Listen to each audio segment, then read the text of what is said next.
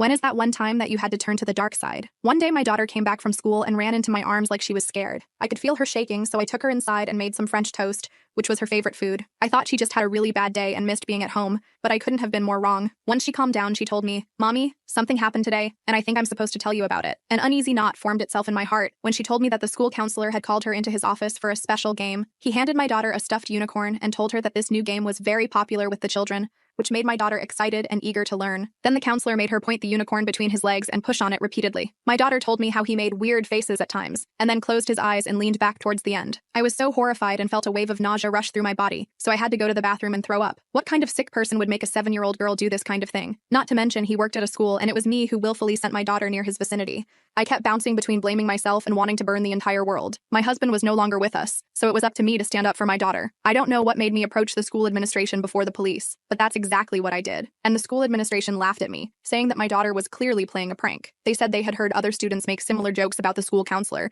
and said that parents should teach their kids not to lie. By the time I made it to the police station, the school had already called them and explained the situation. They thought I was a crazy mother who was trying to give merit to my daughter's filthy lie. I had looked straight into my daughter's eyes when she told me this story, so I knew she was telling the truth. But no one wanted to believe me, and I felt like I was in a nightmare. This is when I remembered something important and ran back home to open my jewelry safe. Inside, there was a note that I hadn't looked at for a long time. You see, although I was currently a doctor, I had been a very inexperienced nurse at one point. And one time, a very stern-looking man with a lot of face tattoos walked into our hospital with a bullet wound. No other nurse wanted to treat him since he looked so scary, so they sent me. I convinced myself that everyone deserves treatment and cleaned his wounds with the utmost concentration. I even engaged him in conversation and joked about how he should stay away from bullets in the future. When it was all over, the guy thanked me and handed me a note with his phone number on it. He said, "If you ever need someone taken care of, I won't ask for any payment." I typed in that phone number, and to my surprise, it actually connected. I told him who I was, and he said, "I remember you. What's the guy's name?" I told him everything, and I said that even though the guy was a school counselor, I wanted him to experience the full consequences of his actions. I never paused to consider that I was borrowing help from someone who dealt in lives. I just wanted some justice after watching my daughter hide under the bed. 2 days later, they found the counselor's body under a bridge,